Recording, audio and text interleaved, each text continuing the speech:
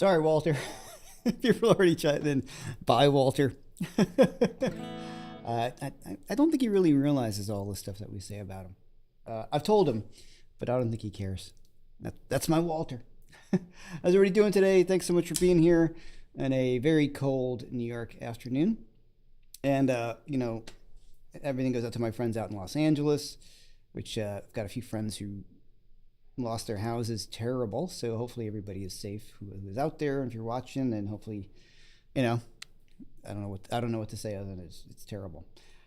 But on to brighter things. Today we're going to talk about just looking at the blues scale and how we can dig in deeper to see what it exists. And it's just a mode of thinking that I want to talk about, like a way I look at a way of being more creative on the guitar, a way of thinking about how you're going to get some new ideas out of something that you already play a million times. And that brings me to, I have an advanced soloing techniques masterclass coming up this Sunday, January 19th Sunday at 1 p.m. And I wonder if people are thinking it's to get you to get advanced. It's not for advanced players, it's for intermediate players looking to become more advanced. After I sent out the email, I'm like, are people thinking this is going to be really hard stuff? Because it's not. It's to get you to be more advanced. So hope I phrased that properly. So give that a shot. We've got limited seats on that. You can use the link in the description below or on the side. And BB's being helpful and putting that all over the place as well. And also want to talk about the inner circle, which is something I offered on my site. Is over here, is in the chat and the down there. And that is you get everything, every workshop, every masterclass, everything. At the beginning of the month. So it's a monthly subscription fee, and you get everything in the channel.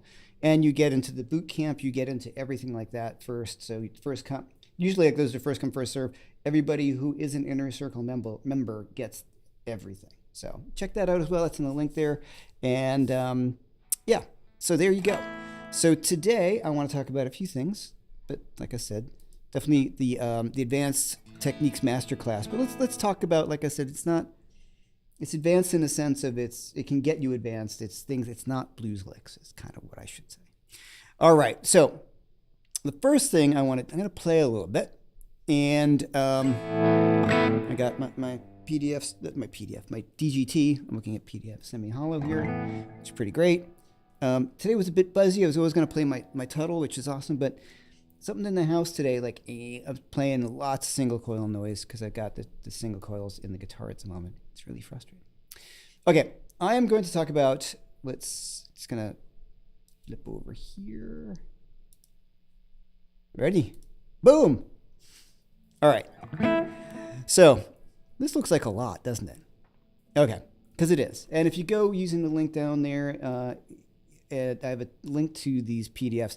Actually, right now it's just this PDF. I'll upload those other two. I only had them as PNGs, but there's PDFs.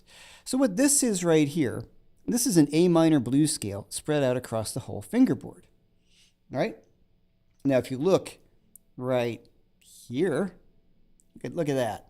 That is that right there.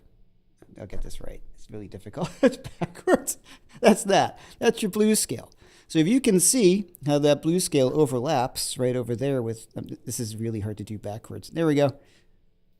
And delayed time. So that's that, right? That makes sense?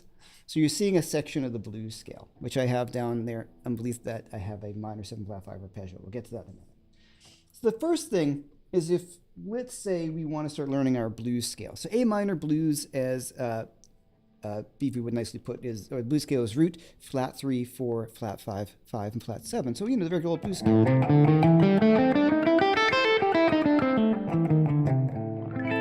So we use that in the blues, and that is your first choice, and it is an awesome choice. And I think you definitely want to get into that. Right? If you don't know your blues scale, first things first, just learn it in one position. Now, the next thing I discovered was every time we play the blues scale, one thing I've discovered really early on with students is a lot of guys do not add in the blues scale. They'll do something in sort of passing, like they'll do it here, but a lot of times you want to start to actually use the note, which is the flat 5. In this case, it's the E flat. So people just kind of forget to use it, which seems kind of silly, but I've encountered it more often than I thought. People who actually could play pretty well, I'm like, well, you know, you never played the blue note. They're like, oh man, really? I mean, I know the blues scale, but you're right, I never play the blue note. So what I'm going to just first is, let's just listen to the sound of the blue note. It's your flat 5, and it on its own, it's a pretty, you know, sort of sour note, but it's cool. So let's just check this out. So we're A7 band, right? We've done this before.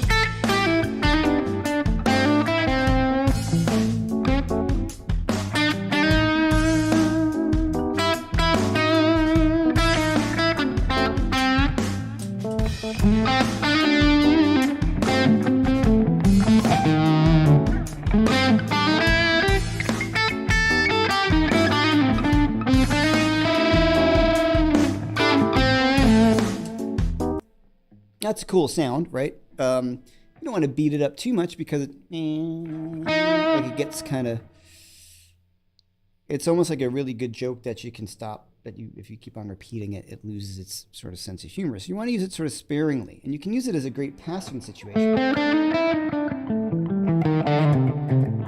All those kind of stock blues licks.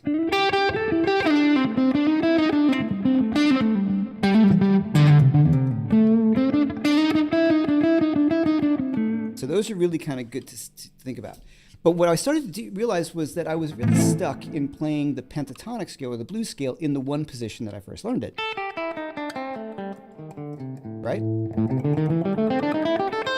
Which is fine, but let's talk about the note, the E flat, which is my blue note, which is right here. If I play that right here on the second string instead, but I still see it as part of the A minor pentatonic scale in this position. I can see it right here. Now it's the same note. Now besides the timbre of the note being different, so the sound, like the thickness of the string, it's a little brighter, right?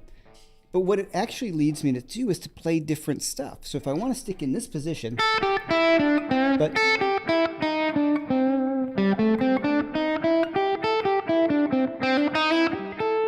so let's talk about just this move right here. So I'm going to slide from my flat 5 here to my 5.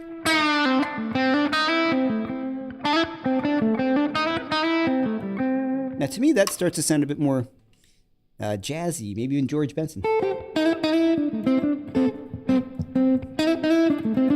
Right? That to me it's very different sound than going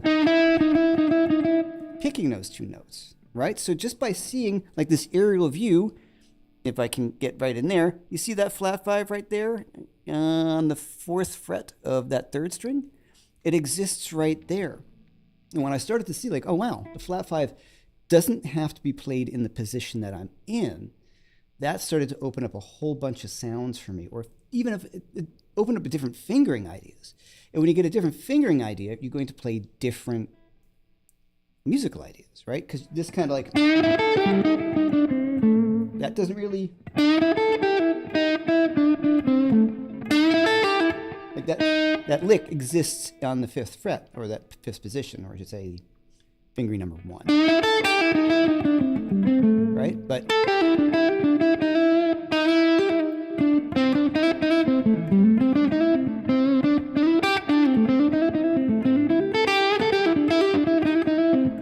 let's hear that a little bit.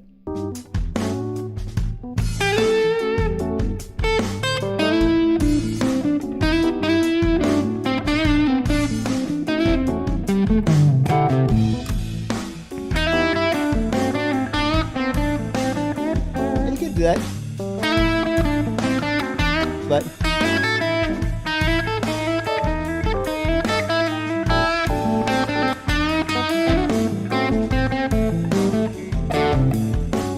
see what I mean? So by seeing or looking at the PDF from above, you start to see like, oh man, that note exists there. And I didn't necessarily see it there from initially learning the scale, right? Because a lot of times you learn a scale, you learn the fingering you're in, and then that's kind of it, you know?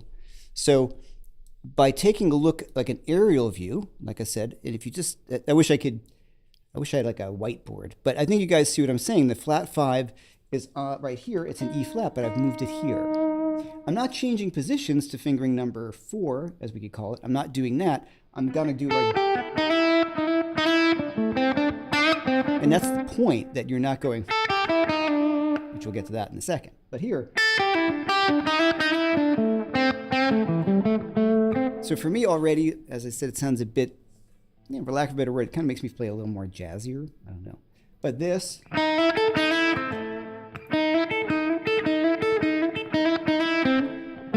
so there I'm sliding up from the E flat to the E, hitting my A with my first finger, then same slide. Get the flat 3, tweak that and resolve to my root.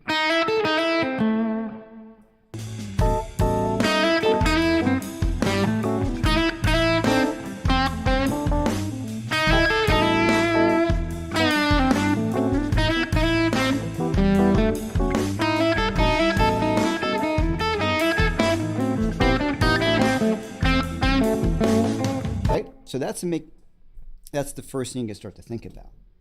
Now, if we stay in this position, something I talked about in one of my other courses, or the idea of, and I'm going to talk about this in the advanced soloing techniques masterclass coming up on Sunday, is you can start to look at things.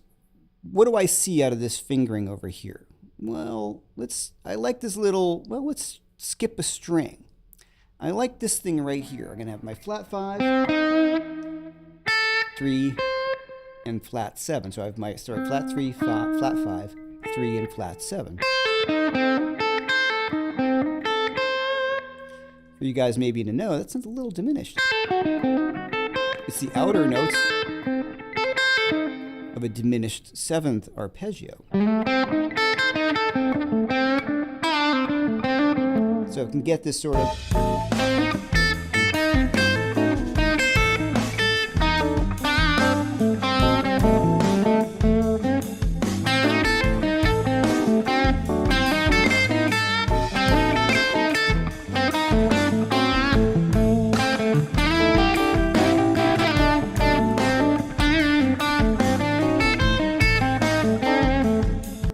hot dang.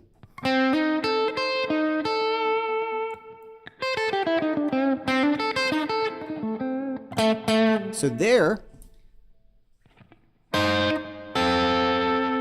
just by looking at the shape, I am seeing these things that exist. Now, I happen to know that you have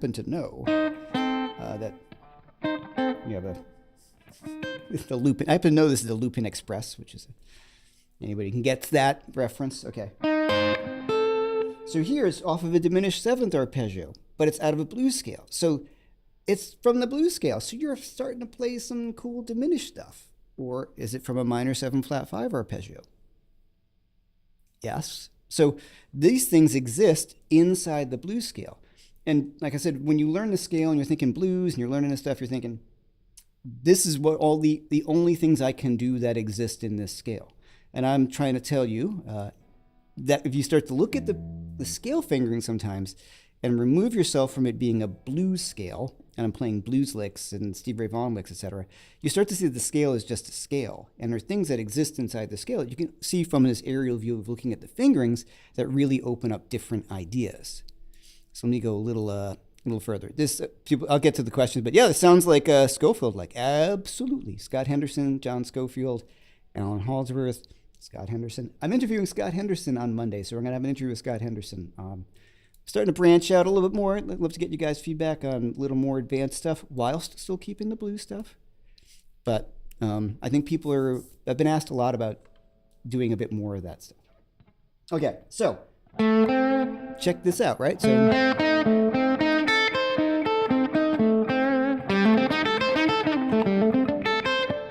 that lick is awesome. So I have my A, my C, which is my flat 3. So it's root, flat 3, flat 5. There's my root again, and my flat 3 again. Now, how does that work in a blues lick?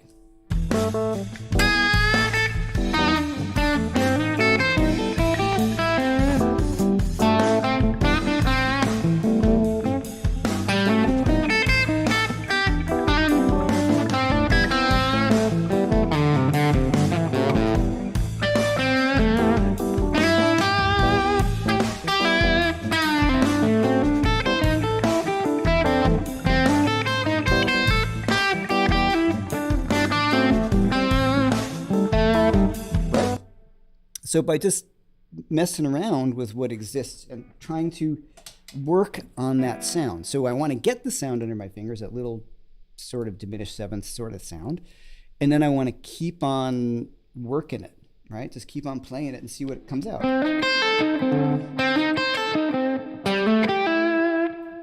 Now, fingering wise, I do like this. I'm just doing like 1 and 3. And my fourth finger, my pinky's getting a high string. Right? So that to me just feels a little more comfortable than trying to do everything with the pinky. It's a lot of work because it's a lot of jumping around. So I'm going to break it up. And I love that sound. Check this out.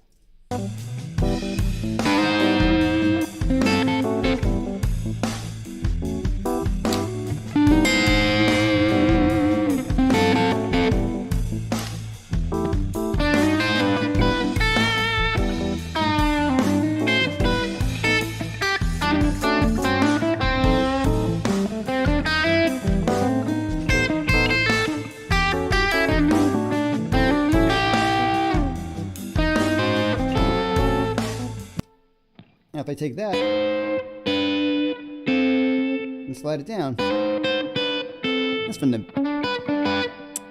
A Dorian scale, A Mixolydian.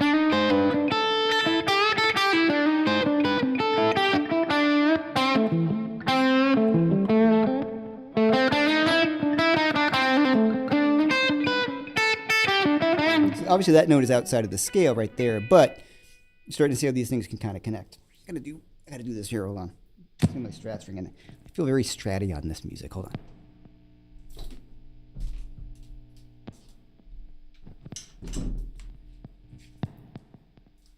There we go. I can already feel it. Oh no, it's buzzy.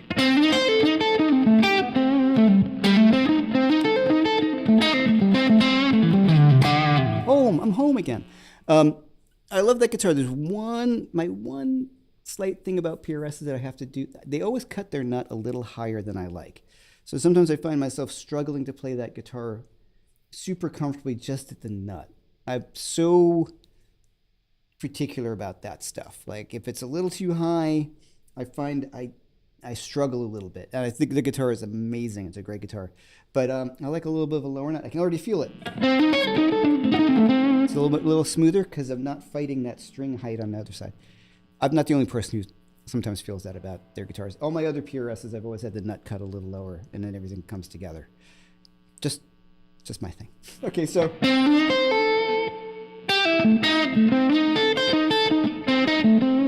it's a great sound, right? So that's right off of the blues scale. All right, so now let's continue that a little further. Well, we're really talking about playing up the flat 5, right? So what's my flat 5 here?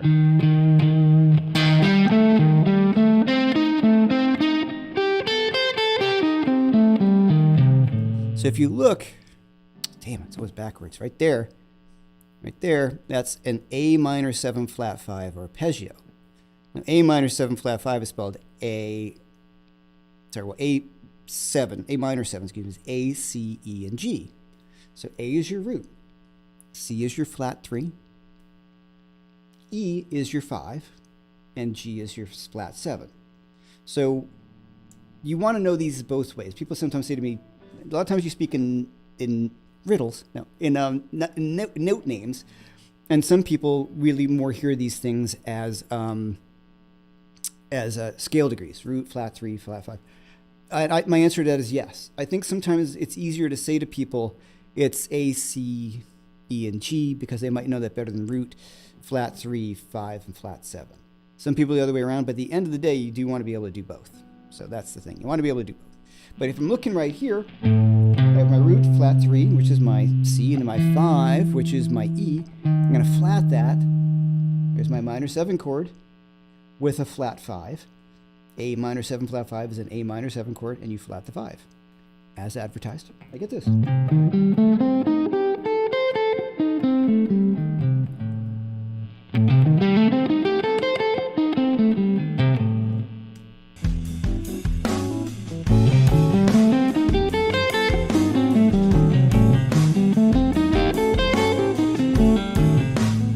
Now, of course, you're not going to go ba ba ba, but play that, but if I use it,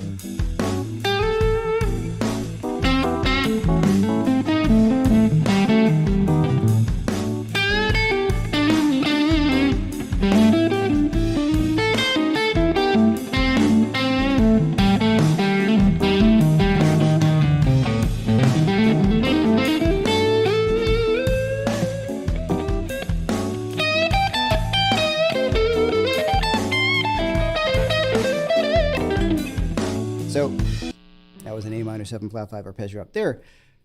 But A minor 7 flat 5 exists in your A minor blues scale. So that suddenly you get a different sound. So it doesn't sound like you're playing the blues. Well, yes, it does sound like you're playing the blues to me. You're not playing blues licks. And you're playing a little bit more advanced blues. So if you're thinking about this is something you would definitely hear someone like Scott Henderson do, John Scofield, Robin Ford, Matt Scofield, anybody who's kind of a more modern blues player. Jazz players do this all the time. This is not like a new thing of like, wow, I've just discovered this. No, this is pretty common knowledge. And I just find that some of the blues, there's a little glitch there. Nope. I think I'm experiencing buffering for the first time in ages. All right, let me know what's going on, guys. It's just the first time I've had this happen in forever. So, yeah, Gary said 15 minutes with a nut file will solve that. Absolutely. Yeah, it's really simple to fix that. I just got to get to my friend's store. It's just been so cold. I've been enjoying playing it. So anyway, all right, so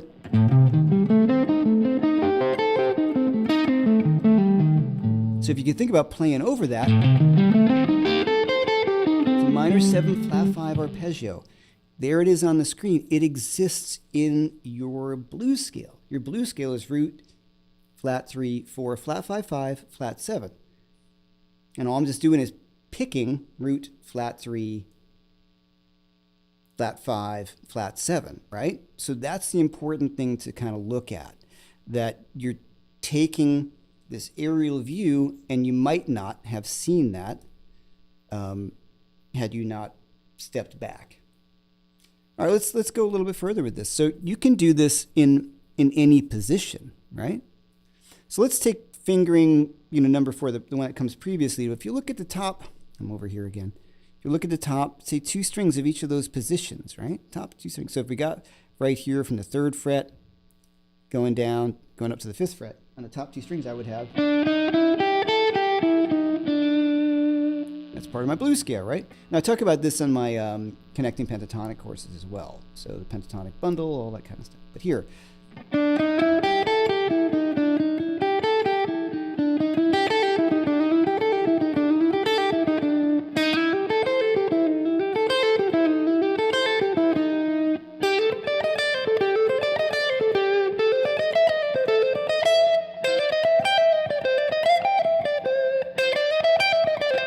Now some of them are going to be weird fingering wise, like that one. That's a little tricky, but that's tricky there too. So you got to work on them, but that.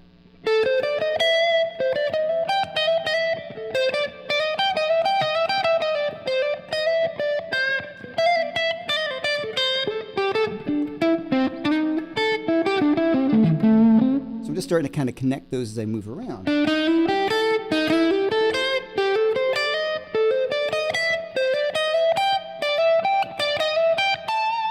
So you see what's going on there, right? I'm just kind of putting those pieces together. So you go that on top of that. So I'm thinking about this A minor chord all the time. There's an A minor 7 chord in all those. There's an A minor 7 arpeggio in all those fingerings. So learning an A minor 7 arpeggio in a different position is great. A, C, E flat, G, A, C, E flat, G, root, flat 3, flat 5, flat 7, root, flat 3, flat 5, flat 7.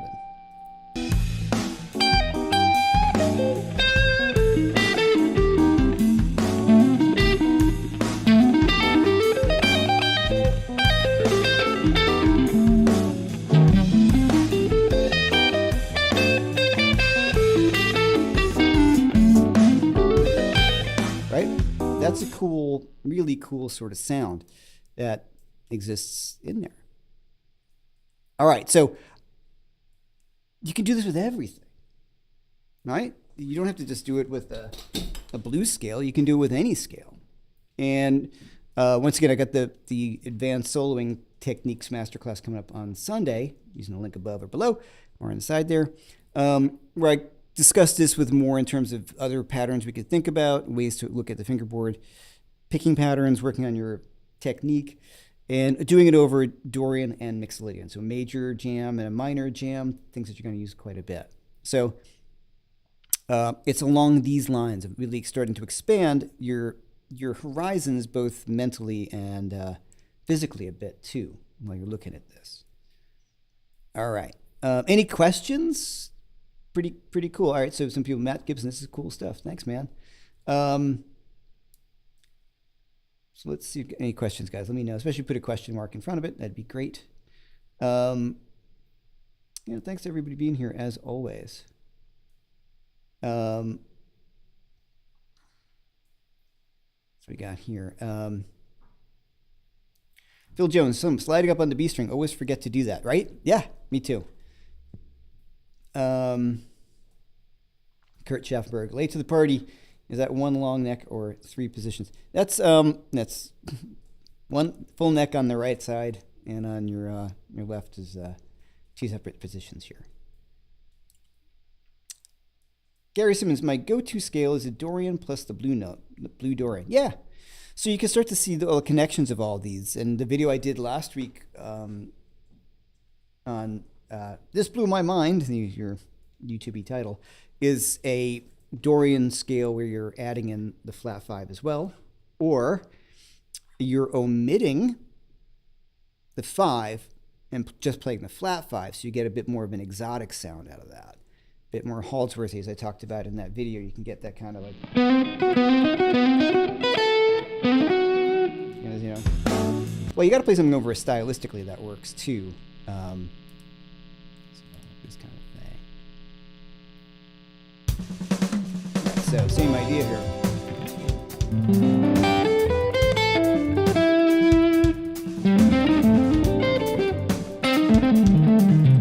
There's that minor 7 flat 5 arpeggio.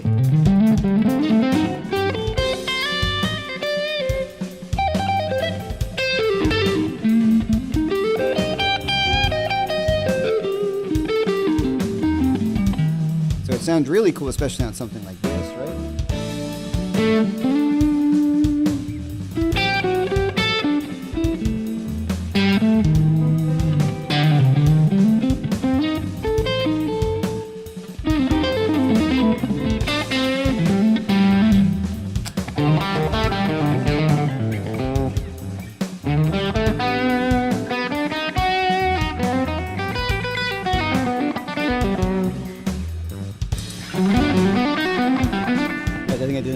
That video. Now, it all exists in, I wrote out a Dorian scale and you put a blue note in, you're like, ooh, look at all that. Look at all those options. So it's pretty cool, whether you're getting it more advanced like that, that more of that fusion-y sound. I have that link to that. I don't have that link, but that's my previous video. Just go check it out. And I talk about that scale. Or you're just playing the blues and you want to work on something different from your blues scale. All right, no questions so far, really. All right, there's a question. I'll get that one sec. So just look, take a picture too.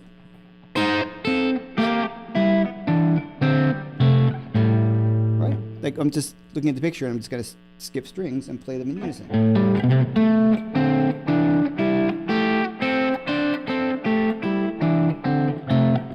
Bring it up.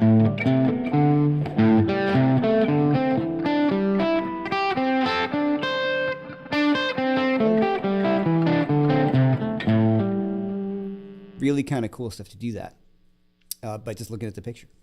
Phil Jones, when improvising over this type of fusion-y backing track, do you have stock licks like in the blues, or do you more wing it and see what comes out? Yeah, it's a good question. I kind of more wing it and see what comes out, but it's having come from listening to a lot of that kind of music, right? And then practicing the patterns, some patterns. This is kind of what I'm going to talk about on Sunday. Seeing the patterns that exist, or melodic patterns, like thirds, or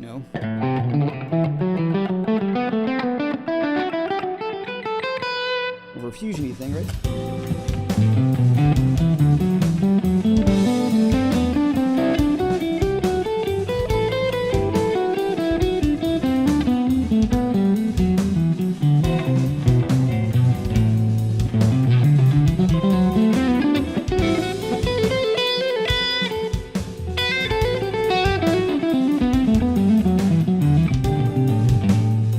I have a lot of those things under my fingers from practicing them a lot.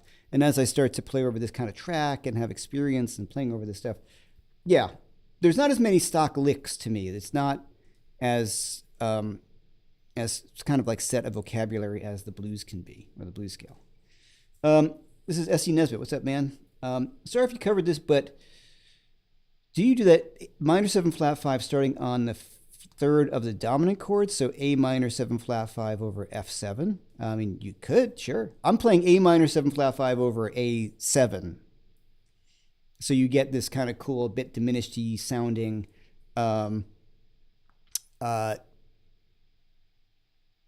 just you get a bit more of a diminished sound over it from there. Well, let's just, if we go back to the major one, so if we look at an A major blues scale, that is the same as F sharp minor, right? F sharp minor blues scale would contain an F sharp minor 7 flat 5 arpeggio, right? Every minor blues scale contains a minor 7 flat 5 arpeggio off of the root. Every minor blues scale contains a minor 7 flat 5 arpeggio off of the root. So if I do that on F sharp,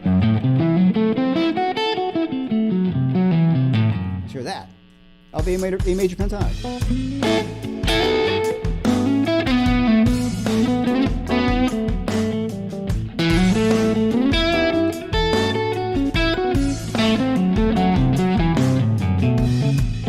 I messed up the ending.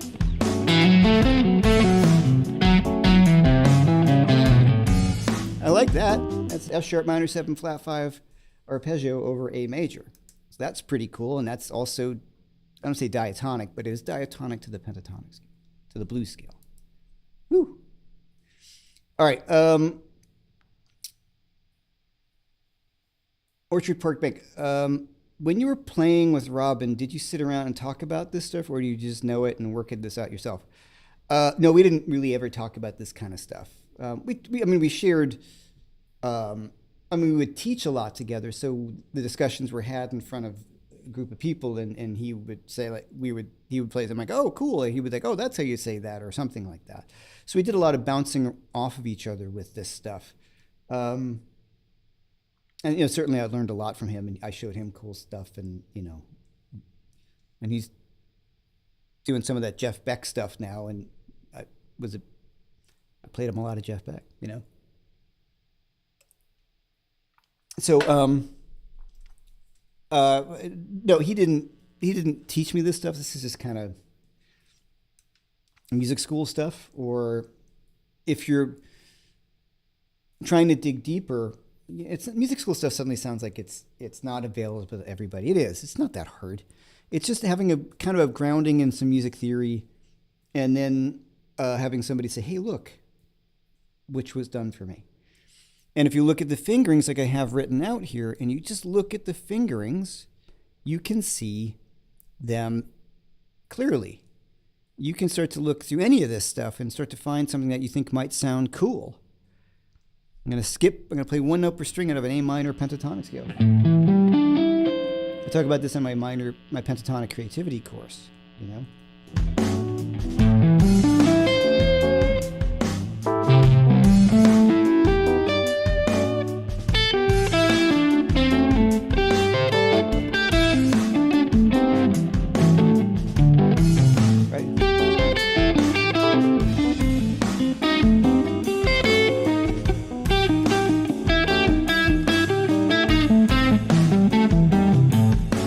playing two outside notes of the pentatonic scale. So And a lot of those things came around from just looking at the scale fingering on a piece of paper. All right. Copy to scale, memorizing before the lessons start. Cool. It's a lot to take in. So, be kind to yourself. Just take one position at a time, right? Because, if you go over there and you're trying to learn all of that at once, good luck. That's a lot, and it's really kind of overwhelming, but you can start to see some cool connecting ideas. So if I just look at this, I see all sorts of cool patterns that might be kind of fun to try. Like you got a flat 5 here. Get the flat 5 there.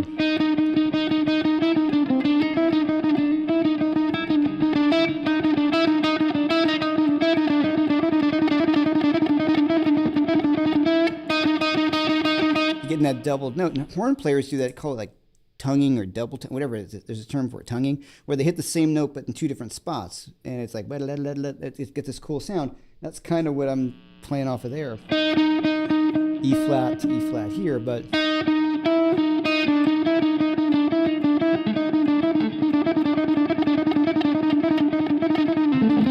Right? Like Flight of the Bumblebee or something like that. But that's a cool sound. And I remember just seeing that one day when I was written out my scale. I'm like, oh, wow, I can play that double note there. Let's see how that sounds. Make them into chords.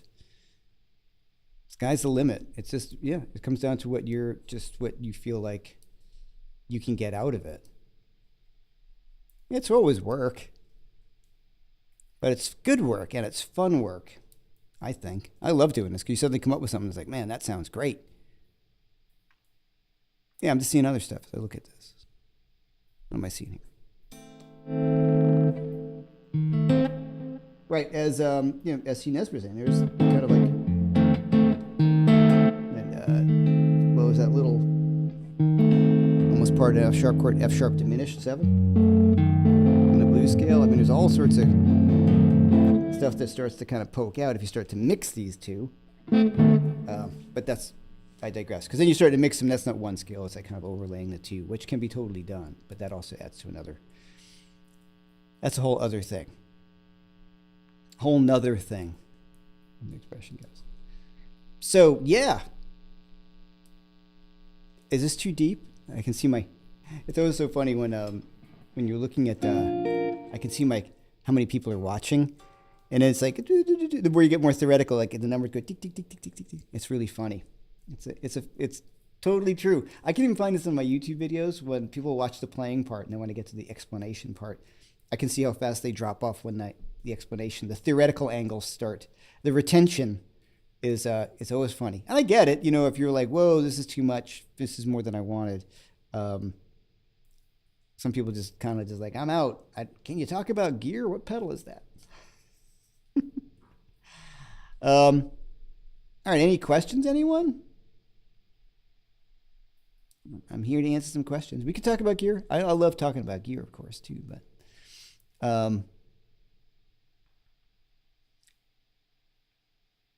one thought that I mentioned, if you also, like I said, go check out my last YouTube video I did, which was last weekend. If you want to use this stuff more effectively, if you talk like specifically even the minor 7 flat 5 arpeggio, that kind of sound, it is important you listen to the right guys. Okay? Because if you're listening to Albert King, he's not doing this. So you want to listen to, a little bit more of those guys.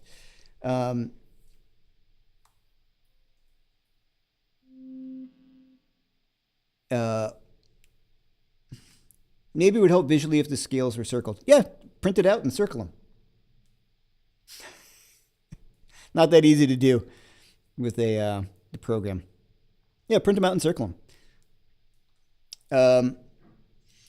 Okay, you revisit that lick you did about a half hour ago, that Scofield like diminished thing. Yeah, sure. Okay, let's take a look at where I got it from.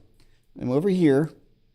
No, I'm over here. This is a back, it's mirrored and time delayed. All right, so I'm playing my 5 right over here, my flat 7, my flat 3, and my root. No, I'm not. Sorry, that's messing up. Sorry. I'm playing my flat 3, my 5, flat 3, and root. right? That's what I was doing right there.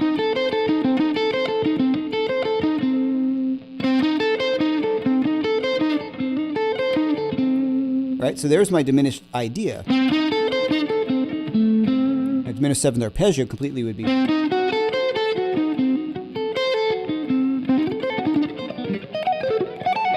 Right? It's going to do this. It's kind of string skipped right there.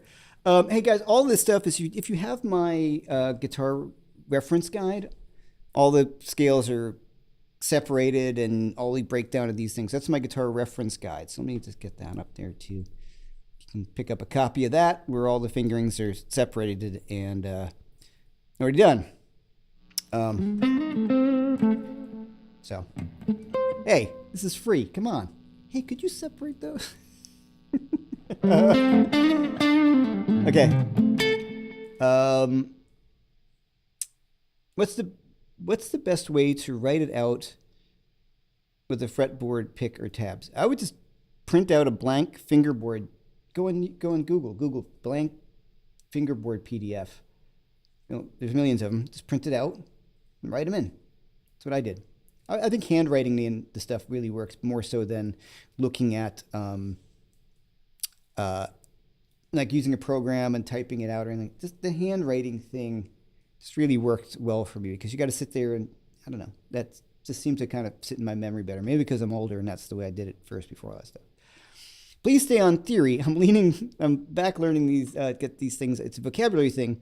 Need to communicate with other musicians better. Well, like I said, the theory stuff, where do you find out about your inner circle? There's that link right there. Where'd that go? It's in the chat. No, not the chat. Hold on. Inner circle membership. It's in the thing below. That whole thing. Whatever you call it. Hold on. I'll post it right here. Right there.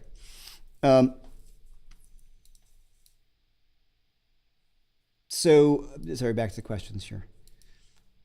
So learning how to do this, like anything, you have to listen to music that does this. So the problem sometimes with this is it can get really out there. But the guy who I think really, if you get Dog Party by Scott Henderson, that's one of his early blues records. There's a tune on there called Dolomite and a bunch of other things. Ridiculous. You know, just, that's a really cool record to check out, Dog Party. There is, like John Scofield, you know, that, think like the Ray Charles records. If you're not really into jazz, sometimes it can be a bit much. So him playing more bluesy stuff, or like the Go-Go records where he's doing a bit more of the jam band stuff, he still does this. Michael Lando does this a lot too, but not necessarily in a blues. Well, he does. Actually, it's not true. Worried Life Blues, he does this kind of stuff. So those guys, a bit more the fusion-y guys. Okay. Got a 2-hour question. I'll be there, and I'll get to that in a second.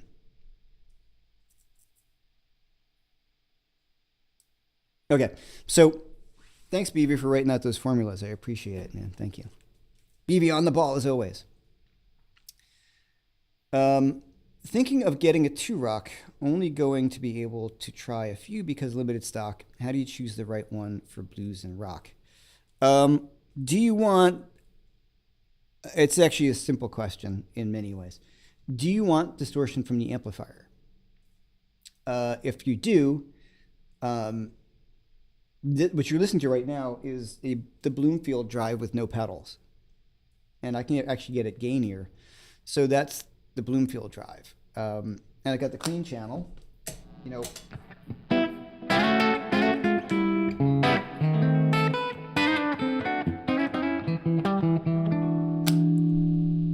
Oop, now I'm also playing through a drop and pick.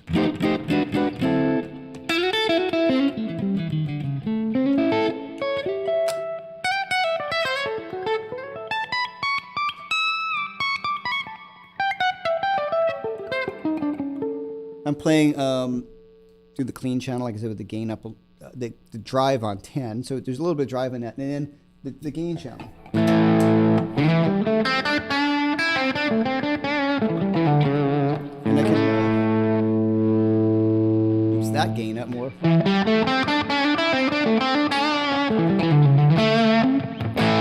Okay, so if you don't want an amp with distortion, I would recommend two. The classic Reverb Signature, which is that one right there,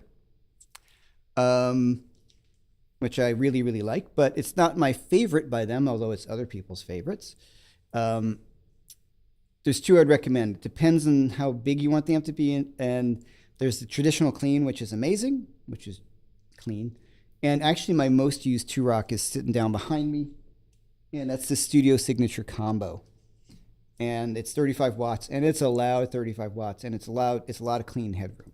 So I would, of the amps that I am familiar with, I would say the classic Reverb Signature, or the classic Reverb, the Studio Signature.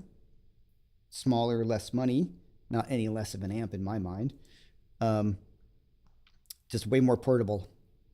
And the classic Reverb, no, sorry, the traditional clean. Okay. Duke, right, you definitely get very close to your tone with a Studio Signature and a nice pedal like the 5-watt World pedal. Yeah, absolutely. Yeah, I mean, you get a great pedal and a great clean platform. So it was funny, I was at my friend's place, oh, the Vintage Deluxe. Oh, yeah, Gary, right, the Vintage Deluxe is completely awesome, too.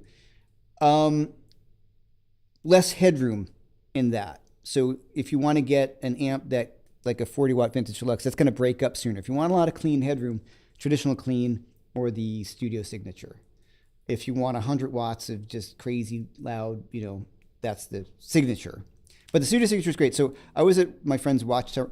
Check out Watchtower Guitars if you know in Morristown, New Jersey. Those are my friends. And tell them I sent you, and if you live in America. At least they'll ship everywhere, but check them out. I was at the store once, and they were busy, and some guy came in to look at 2-rock, so I was like, oh, I can help you.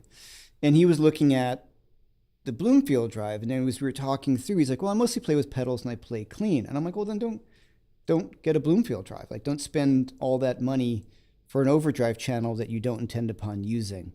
I would definitely go for the Studio Signature, which is my most used 2-rock in the real world. Like, I'm lazy, so if somebody says you can bring your Studio Signature Combo, which is reasonably light, or the little head, I can put it in the head shell, which is there, which is small, like a lunchbox, and a 112 cab, or you can lug the 100-watt Studios, the 100-watt classic Reverb Signature to not even put it at the volume it kind of needs to be. I'm going to go for the smaller amp. Like I said, a little lazy. If you ask, I don't want to carry all that stuff if I don't have to. So there you go. Vintage Deluxe, like I said, that is a great sounding amp. I've just heard people say the same. Not people say, it's designed to break up. It's got a great clean headroom. Under my understanding, it does not have the clean headroom of the other ones, though. Okay. Oh, Michael Cope, Jeff helped me select an amp, and I love it and trust it. Awesome. All right, I love my Studio Signature Combos from Duke. Yeah, man, it's a great sounding amp, so I think you can't go wrong with that one with pedals. Truth be told, I like the Studio Signature more than the classic Reverb Signature, the big one. It's a little more mid-range pushed or something, the way it's designed. They don't sound exactly the same, and overall, I do prefer the sound of the Studio Signature to the big Signature. I have this one, I'm friends with the company, and Matt Schofield borrows it all the time, so it's sort of like it gets loaned out to some of my friends who are 2-rock guys when they're in New York too, which is fine with me. But for me, my favorite amp by them, if you want a Swiss Army knife, would either be the Bloomfield Drive or the Studio Signature. No, or the Vintage Deluxe. Ray Mancha, are you familiar with the song Jody Grind by Horace Silver? If so, how would you play with the chord? I'm not familiar with that one. Let me see something. Here's my iReal Pro. There we go. Let's see if I can find the changes. So iReal Pro is a really awesome app for playing standards. Yeah, the Jody grind. Here we go. Here we go. What's cool about it? Check it out.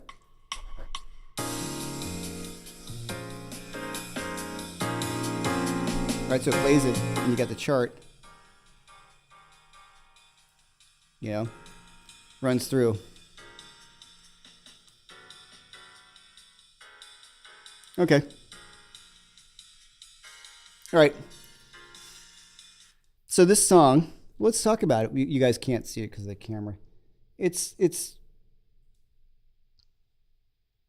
B flat minor 7 to E7 to B flat minor 7 to A13 to B13 to B flat minor 7. It's 12 bars long. So the first thing, just anyway, guys, it's a blues. Like, so this is, I know this is a total left turn. We have 4 chords here. I play chord to chord on this, if that makes sense. So like we have a B flat minor 7 chord for a while. I'll play over B flat minor 7. And the next chord is E flat 7.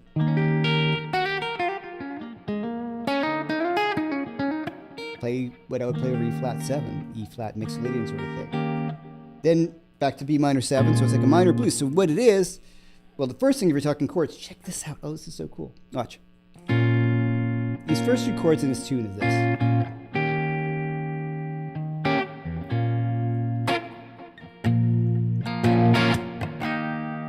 That's Breathe by Pink Floyd. It is Shine on You Crazy Diamond by Pink Floyd. So I start to look at these things as bigger things. This is a B flat Dorian chord progression over the first 8 bars. I knew you guys were talking like, what is he talking about? We've got 2 chords. This is kind of fun. B flat minor 7 to E flat 7. That is a B flat Dorian scale over those 2 chords. Now I'm not going to just play the scale over it because that's going to sound kind of poopy. I'm going to try to play melodies and music over it, just playing up and down a scale. But the first 2 chords, it's like a minor blues where your 1 chord is minor and your 4 chords dominant. That's a Dorian chord progression. Super cool. And then in your turnarounds, you have an A flat, an A13 to B13. Back to that. I would just play all those individually.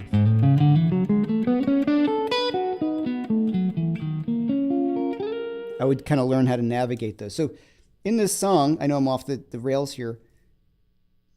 When I look at a song, let's make this a little clear cut as a lesson kind of thing. If I look at a song like this, which you guys can't see, Jody grind, B minor 7, E7, A13, B13. Okay, A13, B13. If you're not familiar with those, you might go, oh, what? That's A7 to B7. Simplify them to their simplest form, A7 to B7. So I have B minor 7 to E7, B flat minor 7 to E flat 7. If I know a little bit of music, that's 1 scale covers both of those. That's B Dorian. Then I've got 2 chords that I just have to think about. So when I look at a piece of music like this that's coming up, I'm going to go, I got to think about, like, oh man, where are the problem spots? So I look at this, and I wish I don't have the autofocus on. Because autofocus on my camera is a little weird, and it would keep on doing that and make me crazy. It's a 12-bar blues, but we have just a little change on the turnaround. So I would look at this and go, oh, it's just a 12-bar blues. And, oh, I've played this a million times. Those are just 2 chords. They're both in the same key. Boom. Oh, there's a problem. This is a little tricky. Okay, so I'm just going to concentrate. Like I have to, when I'm playing over again, that's where I have to start paying more attention or worry. Or practice it ahead of time. You know what I mean? Like you really want to take your time and look at it. But if I'm on a gig and I see this and I get a little like, oh no, I'm going to look for the problem spot. Does that help? So, and that was a total left turn, but I love talking about this stuff. We psych ourselves out a lot when it comes to looking at charts or things like that. We think like, oh no, look at all these chords. What am I going to do on this? Always look for the common denominator. Always try to make it as simple as possible. A13 to B13. That's just A7 to B7.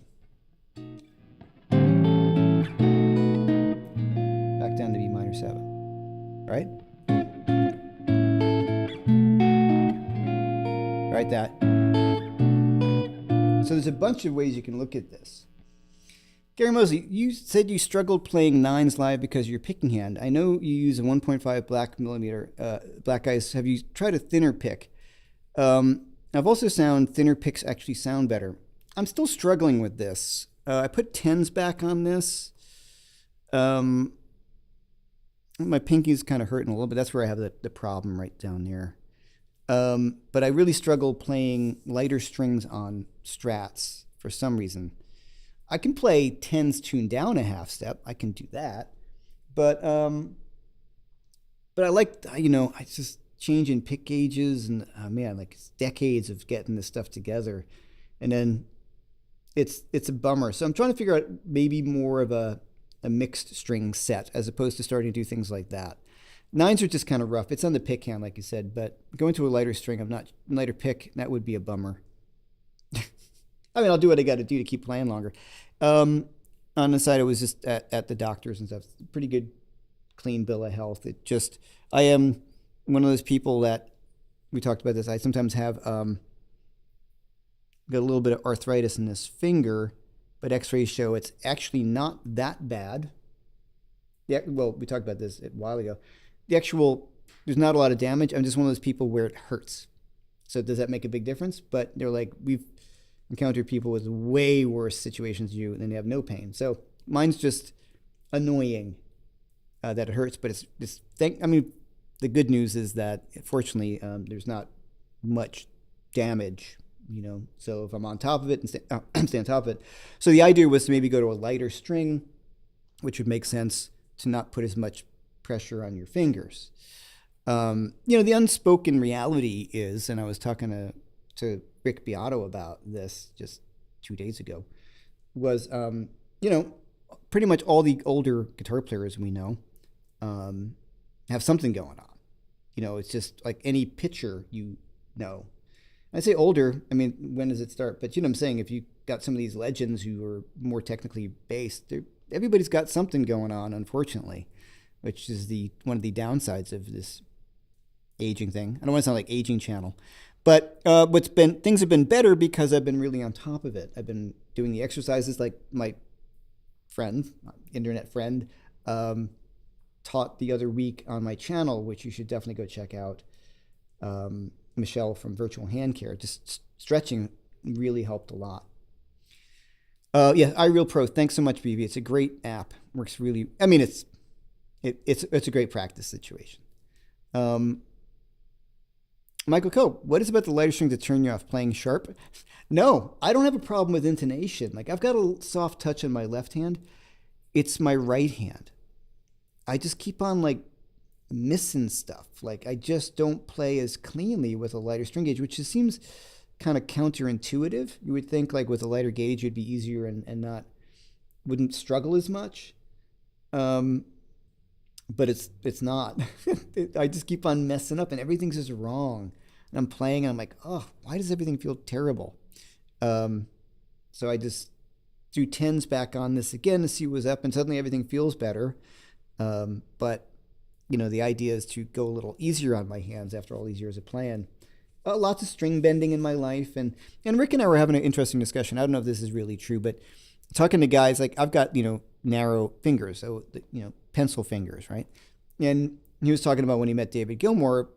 I don't know if he has any hand problems or not, but he had thick, big fingers, and Jeff Beck had those big hands and stuff. I don't know if one's related or not. It'd be interesting to find out. I mean, before Eddie died, he had horrendous arthritis, and so did Haldsworth, but they were also had real problems with substance abuse, which does not help. That's not a question about if you're having any kind of muscular skeletal things and you're a problem drinker. That's not going to go well for you. It's just not. It's all about inflammation, right? Without being trendy, because it's not trendy. It's just real. It's inflammation. So as much as you keep the inflammation down in your body, the less problems you're going to have with it. So, but that's not to say, like, as Michelle talked about it, like, there are things people take these supplements or that.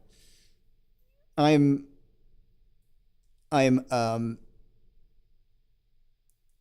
a super healthy eater, have always kind of been real on top of it, and now more so than ever. And I sound like a PSA, but basically, this is gonna get people always get flipped out, and they get on. I'm basically a vegan, and when I'm not, it's out of convenience. But basically, on a day-to-day level, I'm primarily vegan, and have been for many years. I am careful to make sure I get all the proper nutrients and all those kind of things like that. But it doesn't work for everybody. I'm not a vegan. Like, I don't think anybody's wrong if they aren't.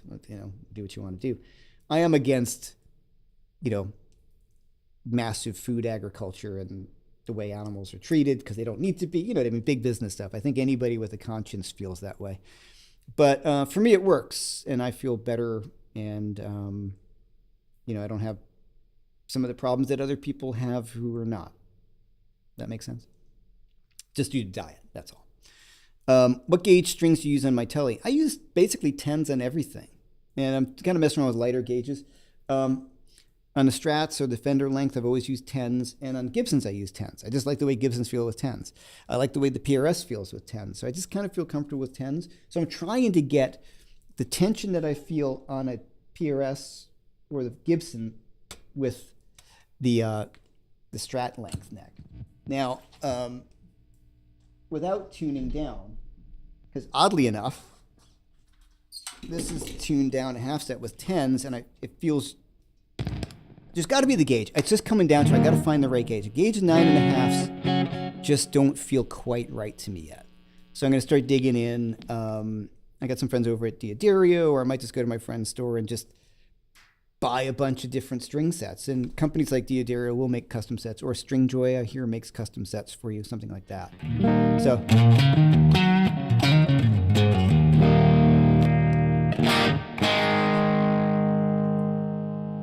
I mean, this E flat tuning,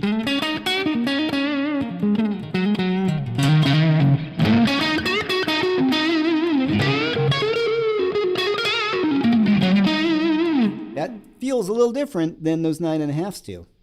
So there's a solution to this, I know.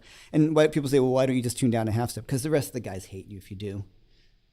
Unless the bass player's tuned down a half step and the keyboard player, and then, it's a whole thing. So if you write out a chart, I just play everything down a half step. People be like, what, dude, really? Or you get the idea. But there is also, I'll probably do a video on the Strat and E flat.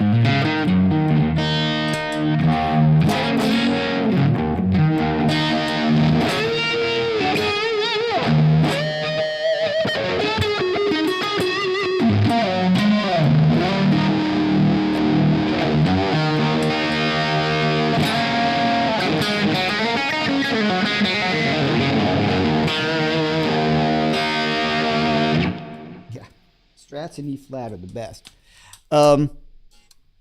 So yeah, what is try tail wrap the Les Paul with 10s and makes it slinkier. I'm fine with 10s on a Les Paul. It feels perfect. I like that. I don't have to. I've tried top wrapping. That's didn't really find a huge difference for me. So you can pull the bridge down on the Les Paul a bit more to change the tension. And that's kind of, I think, what top wrapping does. You can loosen up I have the bridge, the tail piece sort of down towards the body a lot. Down here, right? This is fairly low. The tail piece. So that feels good. But I find that if I loosen it up a little bit, it does loosen some of the tension, or at least I believe it does, right? So, but yeah, 10s feel really great, and 10s on the PRS feel really great. So I'm trying to figure this out on a Strat.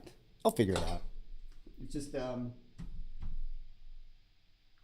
trying to keep playing as long as I can without it hurting. But it is funny when you start talking to other guitar players about it. They're like, oh, yeah.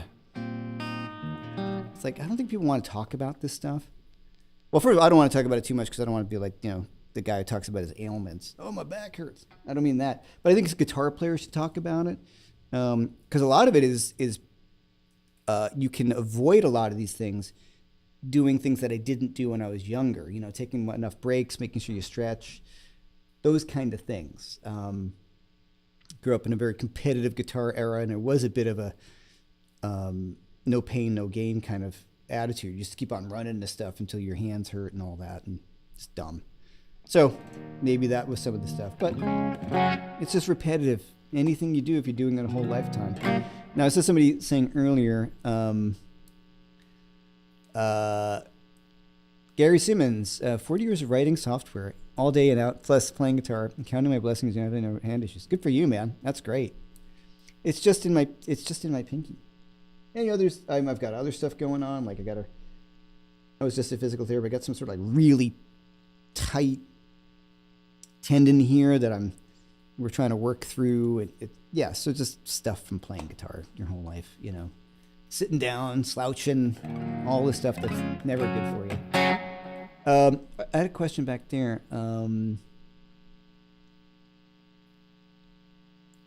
BB's talking about, like Michael Cope, it's not so much a problem of at home or in the studio, but definitely be a problem live. Live is when the lighter string gauges really hit me, because it's all those years of playing.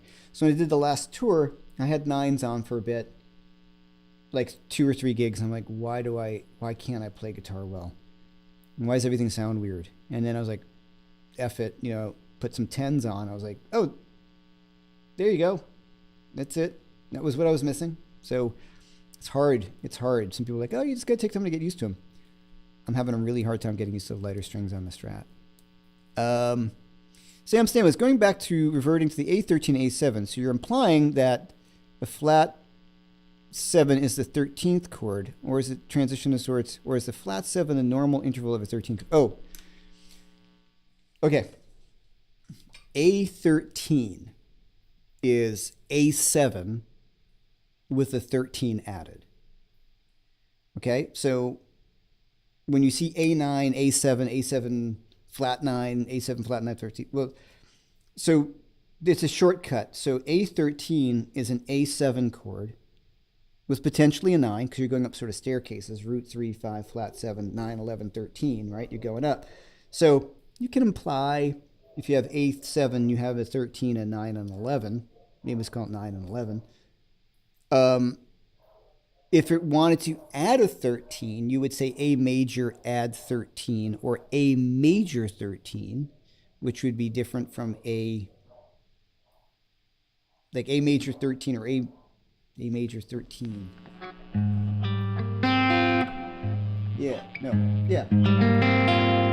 That's A major 13, right? Yeah. Root 3, no 5, 9, flat 7, 13. A13. So it's got the flat 7. So A13 means A7 with the flat 7, root 3, 5, flat 17, 7, root 3, 5, flat 7 with an implied 9 and a 13.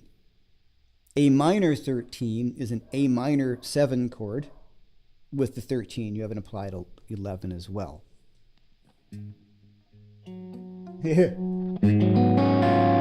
you go. No wonder why I have hands hurt. Okay, so that's the interesting thing. So D add 9 is just a D chord with a D major chord with the added 9. Jeff, for what it's worth, Warmoth makes Gibson-style replacement necks for Strat guitars. No experience with them, but there might be something to look into.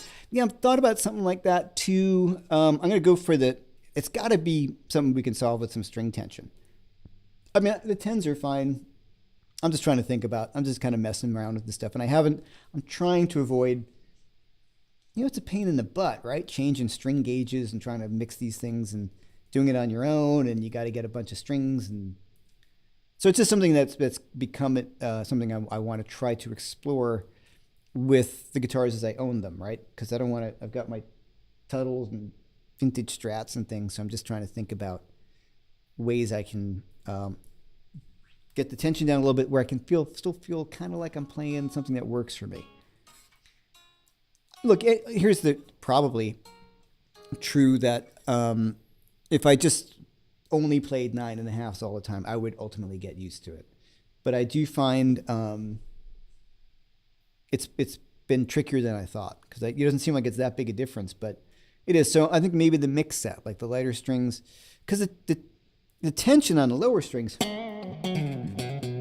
that's never really the problem. It's more like the higher strings.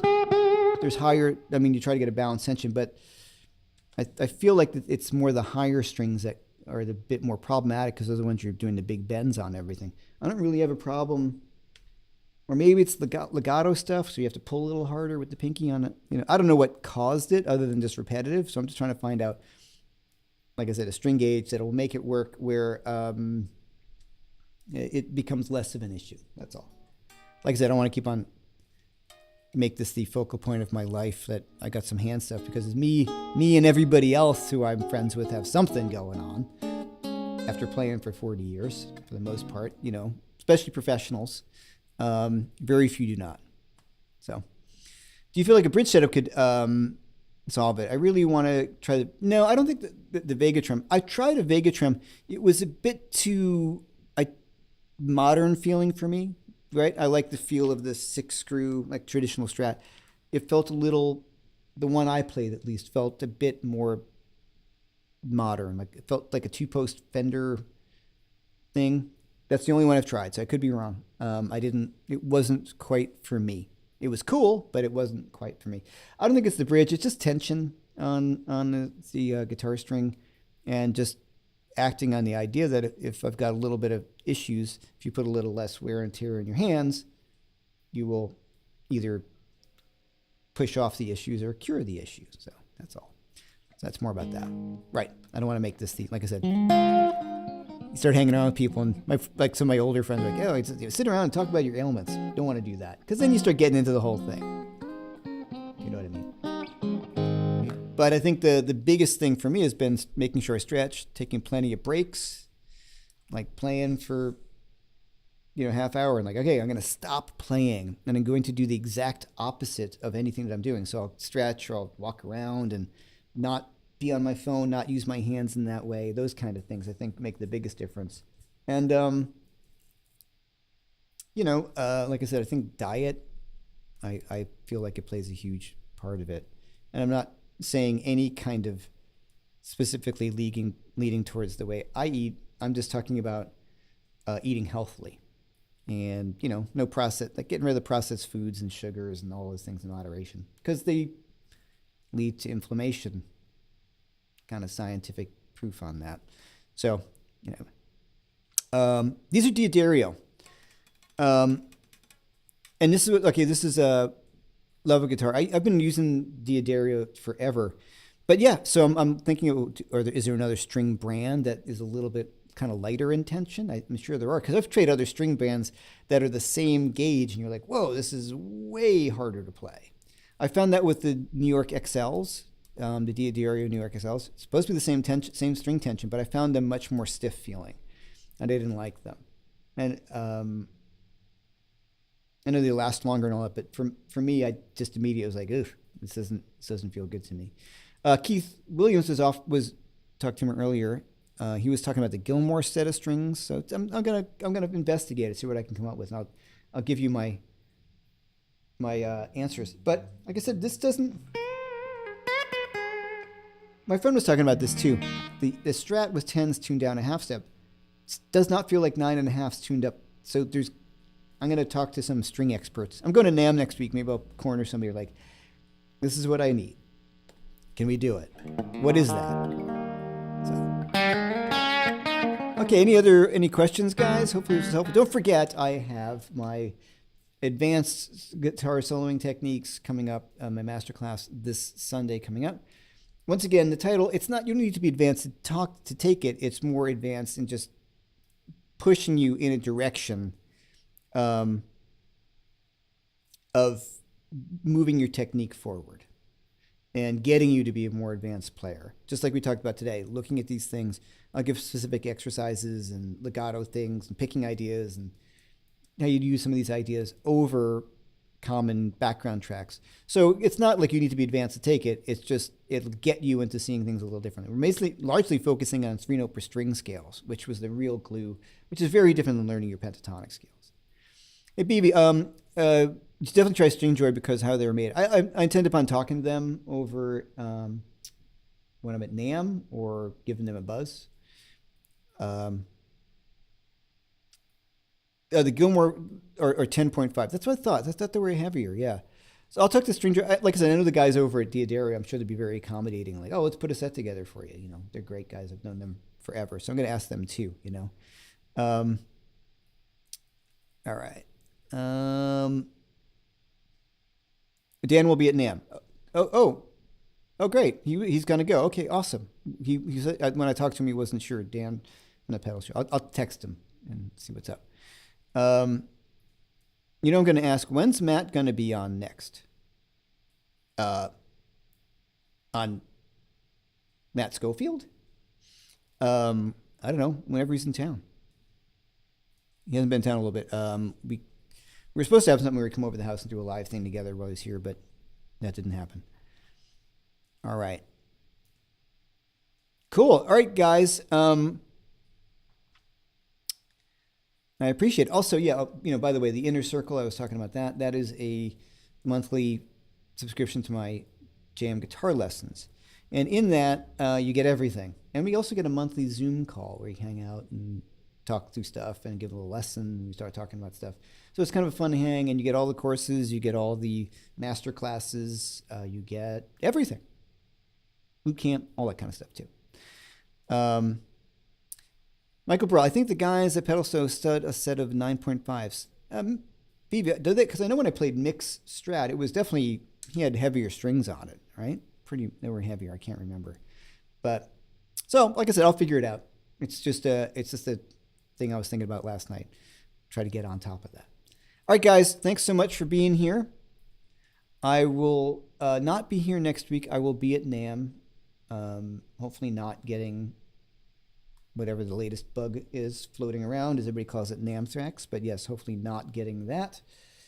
And got the PRS show. That should be fun.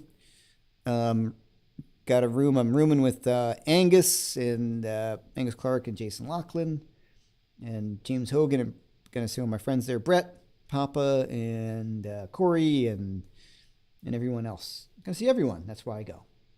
Not so much for the gear, just going to see all my friends. That's kind of what it comes out to be. All right, everyone. I will see you next time. And don't forget the PDF. Use the link above. Hey, you know, like and subscribe. If you are not a subscriber, please do that. Like, it really makes a big difference in terms of building a channel and in terms of, if your friends, I know everybody wants you to like and subscribe. Really, really helps a lot just because of,